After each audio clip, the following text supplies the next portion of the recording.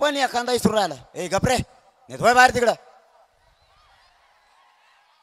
तुला जीव चाललेला कळा ना का आमचा कशाला म्हटल्यात आहे बहिणी इकडे त्या सकाळपासून बिचारे उपास्या तापास्या. कधीतरी नातवाला न्याय मिळावा, कधीतरी मराठ्यांच्या जातीवरचा अन्याय कमी व्हावा, कधीतरी आपले लेकर अधिकारी बनावेत, कधीतरी आपल्या दारात लाल दिव्याची गाडी यावी, आपली मुलगी अधिकारी बनावी हे स्वप्न बघतात आणि इतकं तरपडायला लागले तर तुम्ही बॉम्बलायला लागला तिकडं. थोडी थोडी तरी समाजाची तळतळ समजून घ्या.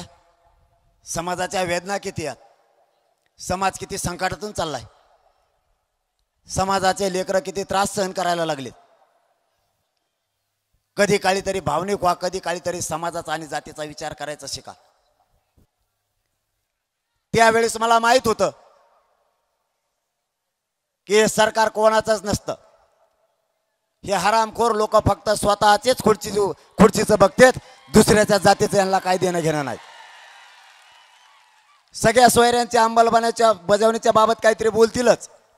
मी तुम्हाला खात्रीनं सांगतो ती अंमलबजावणी उडणार नाही अशी माझा स्वतःचं म्हणणं आहे. त्याचं कारण असं आहे की जी अंमलबजावणी सगळ्या सोयऱ्यांची केली ती फक्त मराठ्यांसाठी नाही आहे. ओबीसीतल्या जेवढ्या जाती आहेत तेवढ्या जातीचं जर कोणी राहिलं असलं ओबीसी आरक्षणात तर त्याला त्या सगळ्या सोयऱ्याच्या माध्यमातून आरक्षणात येता येतंय म्हणून ते उडत नाही. हे स्वतः न्यायाधीश म्हणले, कायद्याचे अभ्यासक म्हणले, घटनेचे अभ्यासक म्हणले त्यावेळेस, आणि आरक्षणाचे अभ्यासक सुद्धा म्हणले. तो झाला एक शब्द, बरं उडलं तर उडून दे. गिरीश महाजन साहेब उडलं तर उडून दे, जाऊ दे, काय करतो मग आता. मी म्हटलं दुसून लढण माझ्या जातीसाठी, काय करतो मग आता. कारण आपण शेती जरी पेरली एकदा मग काय 10 वर्ष पेरायची गरज नाही का, दरवर्षी पेरत लागन ना. एकदा फसेलं तर तुमचंच पोरग आहे, मी काय करता मग आता परत लढण भाऊ, काय आता त्याला काय करू, दुसरं तर काही नाही.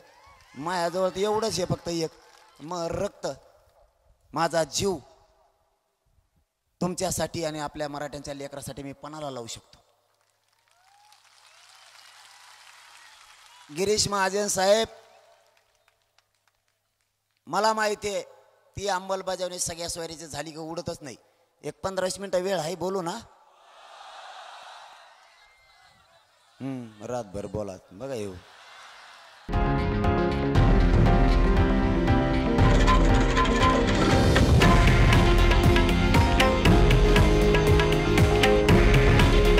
हे आहे देशातील नंबर 1 न्यूज नेटवर्क आणि आपण पाहत आहात TV9 मराठी. काळजी तुमची, हित महाराष्ट्राचं.